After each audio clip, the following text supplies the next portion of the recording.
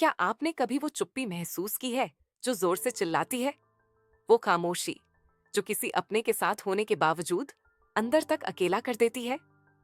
रिश्तों में ये खामोशी, ये बेचैनी अक्सर एक गहरे डर से आती है, जिसे हम असुरक्षा या इनसिक्योरिटी कहते हैं।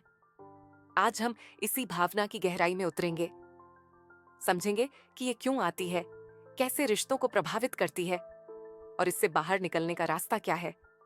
असुरक्षा हमेशा अचानक नहीं आती, ये धीरे धीरे पनपती है। कभी हमारे बचपन से, कभी किसी पुराने रिश्ते के जख्म से और कभी समाज के बनाए मानकों से।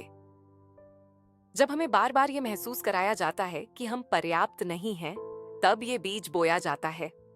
उदाहरण के लिए, अगर बचपन में माता पिता का प्यार सशर्त मिला हो, अगर स्कूल में हमारी तुलना बार बार दूसरों से की गई हो, अगर किसी रिश्ते में धोखा मिला हो, तो हमारे अंदर एक डर बैठ जाता है कि कहीं फिर से हम छोड़े ना जाएं।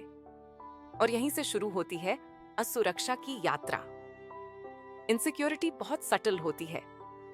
कभी ये सवालों के रूप में आती है, तुमने मेरे मैसेज का जवाब देर से क्यों दिया? तुम मुझसे इतना क्यों हंसकर बात करते हो? कभी ये चुप्पी बनकर फैल जाती है, एक ऐसी दीवार जो दो लोगों के बीच खड़ी हो जाती है।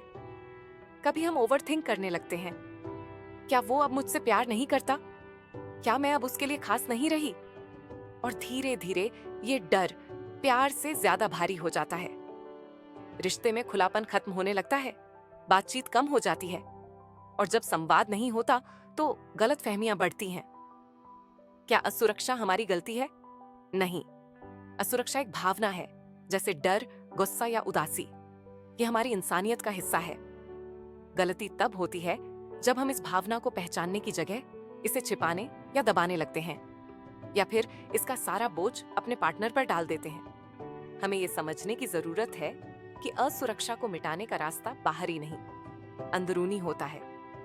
अगर आप बार बार अपने पार्टनर से वैलिडेशन चाहते हैं, अगर आप उनकी हर हरकत पर नजर रखते हैं, अगर आप कंपेयर करते रहते हैं खुद को दूसरों से, तो रुक जाइए। ये संकेत है कि आप खुद में अधूरा महसूस कर रहे हैं। और सबसे पहले आपको खुद से यह पूछने की जरूरत है, मैं ऐसा क्यों महसूस कर रही हूं? अब बात करते हैं समाधान की। पहला, सेल्फ अवेयरनेस। हर भावना का पहला इलाज है अवेयरनेस। जब आप समझ जाते हैं कि ये डर कहां से आ रहा है, तो आप उसे संभाल सकते हैं। दूसरा, खुलकर बात करें। Communication is the medicine. अगर आप डरेंगी नहीं और अपनी फीलिंग्स शेयर करेंगी, तो आपका पार्टनर भी आपको समझेगा। तीसरा, अपने आप से प्यार करें। जब तक आप खुद को स्वीकार नहीं करती, तब तक दूसरों का प्यार अधूरा लगेगा।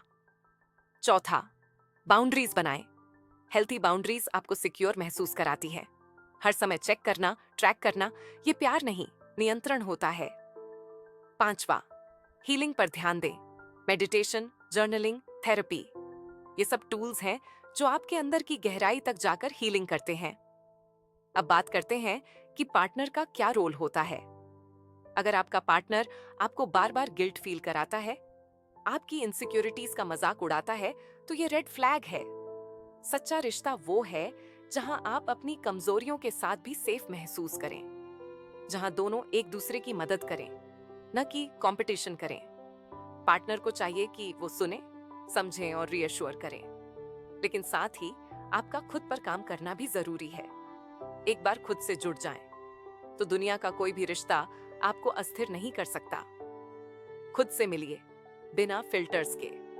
अपनी अच्छाइयों को सेलिब्रेट कीजिए, अपनी कमजोरियों को अपनाइए, क्योंकि वही आपको ह्यूमन बनाती है। रिश्ते तब खिलते हैं जब दो मजबूत इंसान साथ होते हैं। स्ट्रांग होने का मतलब परफेक्ट होना नहीं। स्ट्रांग होने का मतलब है कि आप अपने डर को जानते हैं और फिर भी आगे बढ़ते हैं। इनसिक्योरिटी एक यात्रा है, पर यह यात्रा आपको सेल्फ लव और मैच्योरिटी की ओर ले जाती है। आज अगर आप थोड़ा भी बेहतर समझ पाएं खुद को, तो यही हमारी कोशिश की जीत है। मिलते हैं अगले एपिसोड में। तब तक खुद से प्यार कीजिए और रिश्तों में सच्चाई और समझदारी से जीना सीखिए।